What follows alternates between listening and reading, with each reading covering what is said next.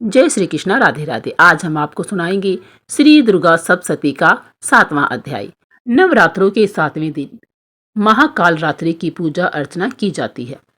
अगर आप महाकाल रात्रि की सच्चे हृदय से, सच्ची भावना से पूजा करते हैं और फिर श्री दुर्गा सप्तशती का अध्याय सुनते हैं तो आपके जीवन की सारी परेशानियां, सारे दुख दर्द खत्म हो जाते हैं और माता रानी की विशेष कृपा आप पर जरूर होती है। तो आइए हम अपना 7वां अध्याय शुरू करते हैं। इस अध्याय में हम आपको आज सुनाएंगे चंड मुंड का वध। यह अध्याय आप सच्चे हृदय से और पूरी श्रद्धा के साथ सुने और माता रानी पर पूरा पूरा विश्वास करें। ऋषि कहते हैं, तदंतर सुम्र की आज्ञा पाकर वे चंडमुंड आदि दैत्य चतुरंगनी सेना के साथ अस्त्र शस्त्रों से सुसज्जित हो चल दिए। फिर गिरिराज हिमालय के सुवर्ण में ऊंचे शिखर पर पहुंचकर उन्होंने सिंह पर बैठी देवी को देखा। वे मंद मंद मुस्कुरा रही थी। उन्हें देखकर दैत्य लोग माता को एकदम से पकड़ने का उद्योग करने लगे, यानी कि कोशिश करने लगे। किसी ने धनुष तान लिया, किसी ने तलवार संभाली और कुछ लोग देवी के पास आकर खड़े हो गए। तब अंबिका ने उन शत्रुओं के प्रति बड़ा क्रोध किया। उस समय क्रोध के कारण उनका मुख काला पड़ गया, ललाट में भौहें टेढ़ी हो गई और वहां से तुरंत विकराल मुखी काली प्रकट हुई, जो तलवार और पास लिए हुए थी। वे विचित्र खटवांग धारण किए और चीते के चर्म की साड़ी पहने नरमुंडों की माला से विभूषित थी। उनके शरीर का मांस सूख गया था, केवल हड्डियां का ढांचा ही था, जिससे वे अत्यंत भयंकर ही जान पड़ती थी।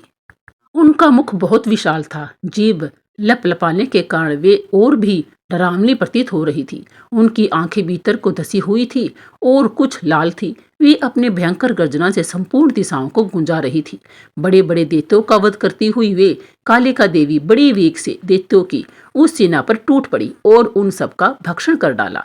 वे असुरों के छोड़े हुए बड़े बड़े अस्त्र शस्त्र मुंह से पकड़ लेती और रोष में भरकर उनको दांतों से पीस डालती थी। काली ने बलवान एवं दुरात्मा दैत्यों की वह सारी सेना रोन डाली, खा डाली और कितनों को मार भगाया। कोई तलवार के घाट उतारे गई, कोई खटवांग से पीटे गई और कितने ही असुर दांतों के अग्रभाग से कुचले जाकर मृत्यु को प्राप्त हो गई। प्रकार देवी ने असुरों की उस सारी सेना को क्षण भर में ही मार डाला। यह देख चंड उन अत्यंत भयानक काली देवी की ओर दौड़ा तथा महादैत्य मुंड ने भी अत्यंत भयंकर बाणों की वर्षा से तथा हजारों बार चलाए हुए चक्रों से उन भयानक नेत्रों वाली देवी को आच्छादित कर दिया।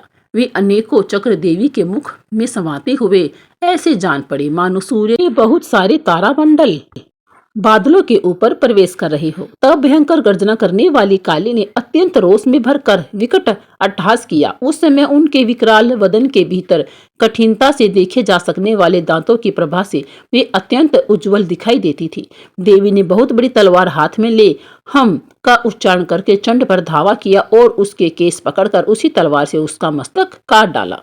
चंड को मारा देख कर मुंड भी देवी की ओर दौड़ा। तब देवी ने रोष में भरकर उसे भी तलवार से घायल करके धरती पर सुला दिया। महापराक्रमी चंड और मुंड को मारा गया देख मरने से बची हुई बाकी सेना भय से व्याकुल हो चारों ओर भाग गई। तदंतर काली ने चंड और मुंड का मस्तक हाथ में ले चंडिका के पास जाकर प्रचंड अट्टहास करते हुए कहा, देवी, मैंने चंड और मुंड नामक इन दो महापशुओं को तुम्हें भेंट किया है। अब युद्ध यज्ञ में तुम शुंभ और निशुंभ को स्वयं ही वध करना। ऋषि कहते हैं, वहां लाए हुए उन चंड मुंड नामक महादैत्यों को देखकर कल्याणमयी चंडी ने काली से मधुर वाणी में कहा, देवी, तुम चंड और मुंड को लेकर मेरे पास आई हो, इसलिए संसार में चामुंडा के नाम से तुम्हारी ख्याति होगी। इस प्रकार श्री दुर्गा सप्तशती का 7वां अध्याय यहीं पर समाप्त होता है। श्री दुर्गा सप्तशती का 8वां अध्याय सुनने के लिए मेरा अगला वीडियो जरूर सुने।